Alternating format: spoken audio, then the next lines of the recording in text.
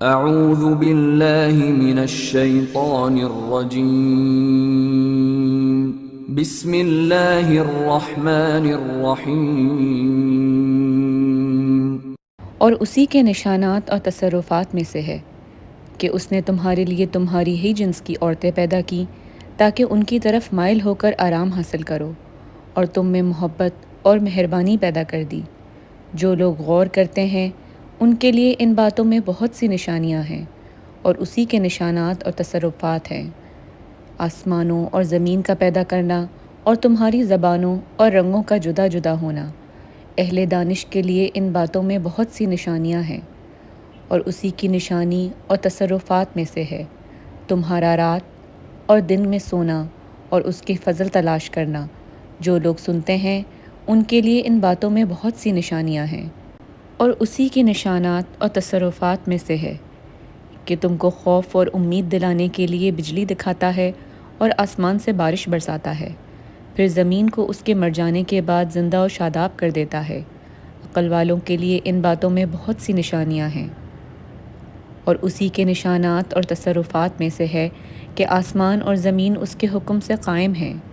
پھر وہ جب تم کو زمین میں سے نکلنے کے لیے آواز دے گا تو تم جھٹ نکل پڑو گے، اور آسمانوں اور زمین میں جتنے فرشتے اور انسان وغیرہ ہیں اسی کے مملوک ہیں، اور تمام اس کے فرما بردار ہیں۔ اور وہی تو ہے جو خلقت کو پہلی دفعہ پیدا کرتا ہے، پھر اسے دوبارہ پیدا کرے گا، اور یہ اس کو بہت آسان ہے۔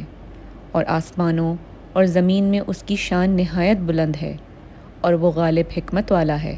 وہ تمہارے لیے تمہارے ہی حال کی ایک مثال بیان فرماتا ہے کہ بھلا جن لونڈی غلاموں کے تم مالک ہو، وہ اس مال میں جو ہم نے تم کو عطا فرمایا ہے تمہارے شریک ہیں، اور کیا تم اس میں ان کو اپنے برابر مالک سمجھتے ہو؟ اور کیا تم ان سے اس طرح ڈرتے ہو جس طرح اپنوں سے ڈرتے ہو؟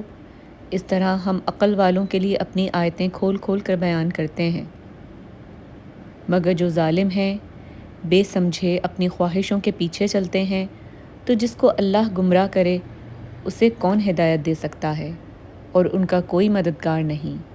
تو تم ایک طرف کے ہو کر اللہ کے رستے پر سیدھا منہ کیے چلے جاؤ، اور اللہ کی فطرت کو جس پر اس نے لوگوں کو پیدا کیا ہے اختیار کیے رہو۔ اللہ کی بنائی ہوئی فطرت میں تغیر و تبدیل نہیں ہو سکتا۔ یہی سیدھا دین ہے، لیکن اکثر لوگ نہیں جانتے۔ صدق اللہ العظیم۔